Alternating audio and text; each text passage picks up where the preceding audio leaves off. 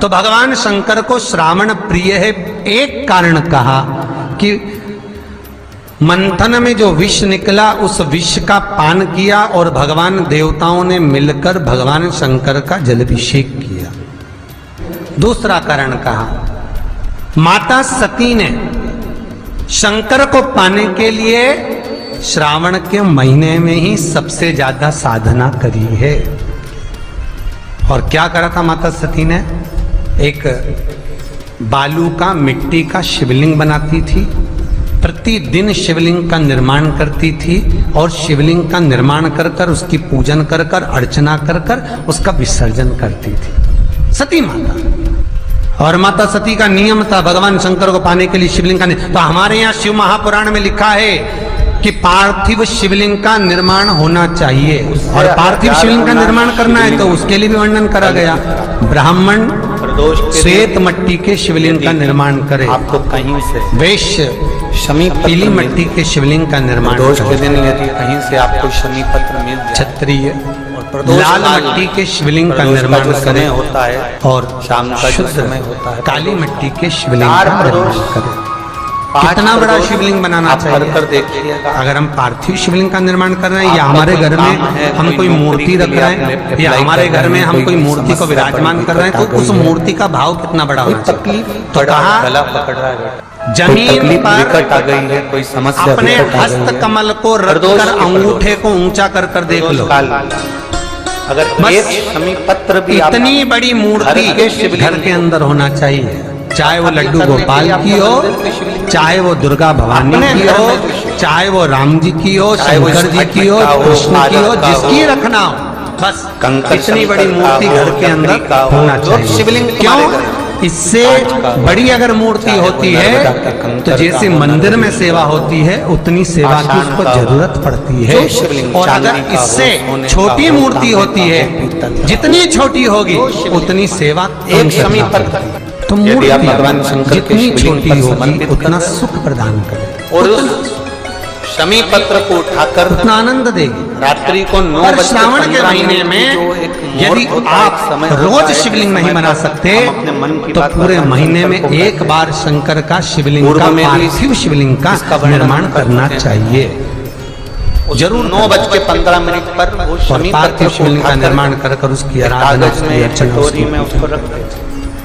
नमः शिवाय, नमः शिवाय। प्रदोष के उस शमी पत्र को अपने पास में नमः शिवाय, जिस कार्य के लिए जा रहे हैं, शिवाय। पार्थिव शिवलिंग का जब भी निर्माण करें किसी थाली में या पात्र में जिसमें भी आप निर्माण कर रहे हैं उस पार्थिव शिवलिंग को बनाने से पहले उसके अंदर पात्र के अंदर एक बेलपत्र रखे। बेलपत्र क्या? आपको कथा में कल कहा था, बेलपत्र का वृक्ष माता पार्वती के नयन अश्रु से प्रकट हुआ है और रुद्राक्ष का वृक्ष शंकर भगवान के नयन अश्रु से प्रकट हुआ। आस्था चैनल पर तो बेलपत्र रखकर फिर उसके ऊपर शिवलिंग का निर्माण, फिर उसके ऊपर शिवलिंग प्रयास करना।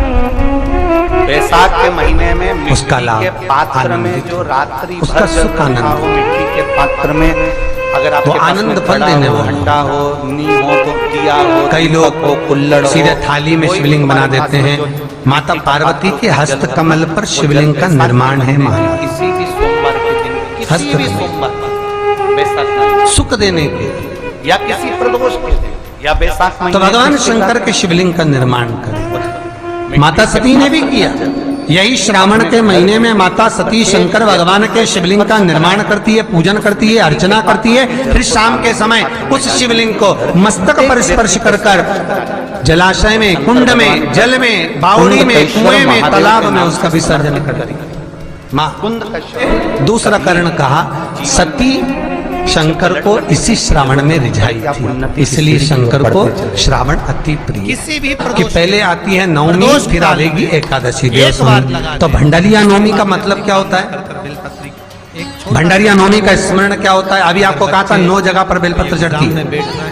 भंडारिया नवमी का मतलब ही यही है कि भगवान विष्णु सोने जाने से पहले नवमी तिथि के दिन 9 बेलपत्र भगवान शंकर को समर्पित कर कर भगवान शिव के मंदिर में बैठकर भगवान शंकर की आराधना कर कर भगवान विष्णु लक्ष्मी जी के साथ अपनी सृष्टि का कार्यभार 4 महीने के लिए शंकर जी को सौंप देते हैं भंडरिया नवमी के दिन। और एकादशी के दिन से देव सोनी एकादशी के दिन जब भगवान सोते हैं उस दिन से भगवान शंकर पूरे कार्यभार को देखते हैं, पूरे कार्यभार ठेका दिया।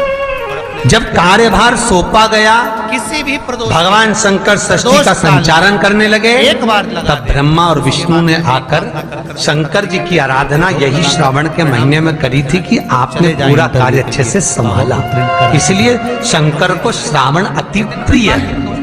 ये तीसरा कारण है शंकर को श्रावण प्रियता का।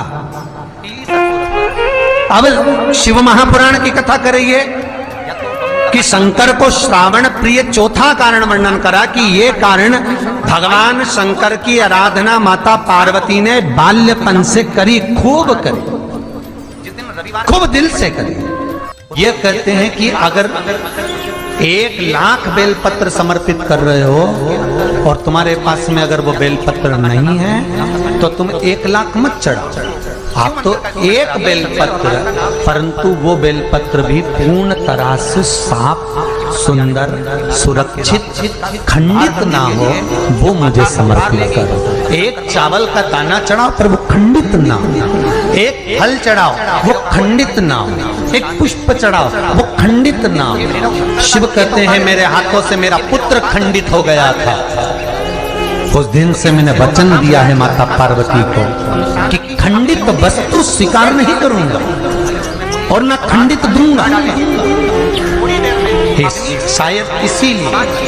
शायद इसीलिए ये चरित्र कहता है कि जिस नारी का गर्भ 2-3 महीना ठहरने के बाद में गर्भ गिर जाता हो, 4 महीना ठहरने के बाद गर्भ गिर जाता हो, गर्भ बच्चा पूर्ण नहीं होता हो, या बच्चा कहीं शरीर के अंदर डॉक्टर कह रहे हैं सोनोग्राफी में कि ये विकलांग है, बच्चे के पाँव में या मुख में या शरीर में पानी भरा गया है, ये सुरक्षित नहीं होगा, ये बुद्धि से कमजोर होगा, या ये बच्चा ऐसा विकलांग होगा, तो उसी समय पर जैसे ही डॉक्टर ने कहा वैसे ही एक श्रीफल, और वो श्रीफल खंडित नहीं होना चाहिए, उस श्रीफल पर जो नारी है गर्भ से है, उस नारी का सिर से लेकर एड़ी तक एक लच्छा, लच्छा मतलब मोली, मोली मतलब नाड़ा जो हाथ में बांधते हो कलेवा, उसको नाप कर श्रीफल पर भगवान शंकर का नाम लेकर उस स्त्री का नाम और गोत्र बोलकर बांधकर भगवान शंकर के चरणों में ले जाकर रख दीजिए, फिर वो बच्चे की जवाबदारी शिव की हो जाती है, फिर शंकर की, क्योंकि शिव ने माता पार्वती को वचन दिया था कि मैं खंडित नहीं दे सकता। सारे देवताओं के मंदिर में नारियल फूटता है,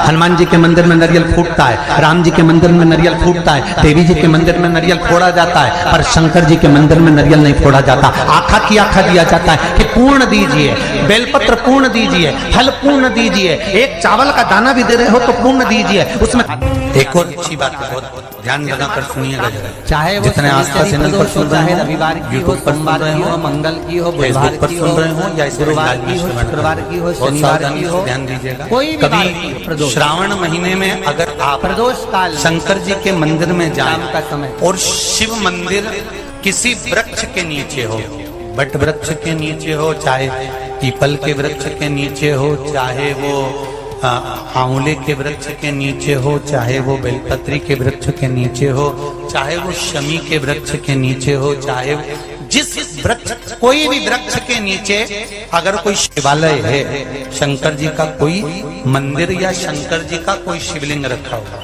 तो एक दुर्वा किसी भी श्रावण महीने में तुम जब भी किसी शिवालय में जाएं, जिस वृक्ष के नीचे